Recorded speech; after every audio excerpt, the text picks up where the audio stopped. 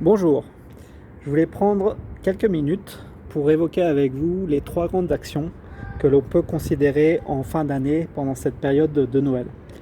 Alors pourquoi réfléchir à cela? C'est que ces 2 dernières semaines sont en général plus calmes avec les clients en vacances, les collègues en vacances et du coup pas forcément envie de démarrer des nouveaux projets et des nouvelles actions.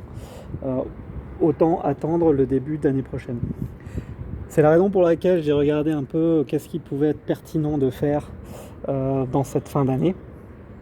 Et j'ai pu dégager comme ça trois grandes actions que j'ai déjà commencé d'ailleurs à implémenter et que je vais continuer d'ici la fin d'année. Donc la première, c'est de se former. Peut-être que vous avez des formations qui vous sont imposées dans l'année et c'est là un bon moment pour les clôturer et les faire, ou alors vous avez peut-être du contenu que vous avez trouvé intéressant mais mis de côté parce que jamais le temps, la tête dans le guidon, et donc du coup ça peut être un bon moment pour faire ceci.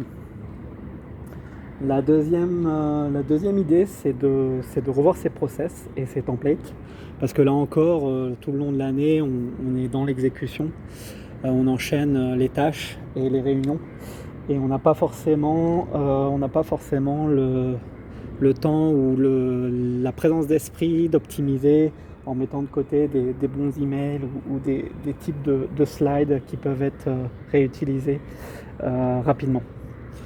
Donc là, le but, c'est bien évidemment d'être prêt lorsque les prochaines missions, les prochains projets vont arriver, et de pouvoir gagner du temps et améliorer la qualité des livrables. Et ensuite, dernier point, alors traditionnellement, effectivement, on arrive en fin d'année, on arrive aussi en fin de trimestre. Donc c'est un bon moment pour faire le bilan. À titre personnel, on peut utiliser ce qu'on peut appeler la roue de la vie, catégorisée en différents éléments. Donc tout ce qui est physique, finance, carrière, etc. Je vous apprends peut-être rien, et effectivement s'évaluer par rapport à cette roue, voir ce qui peut être amélioré, voir les projets qu'on peut lancer. Et donc ça peut être intéressant. Alors surtout ne pas tout mettre au début, sinon ça va être en mode bonne résolution et on va ne rien faire.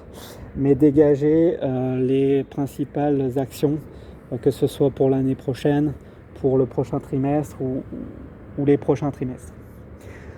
Donc voilà, trois grandes idées à considérer. Peut-être que c'est déjà fait et que je vous apprends rien.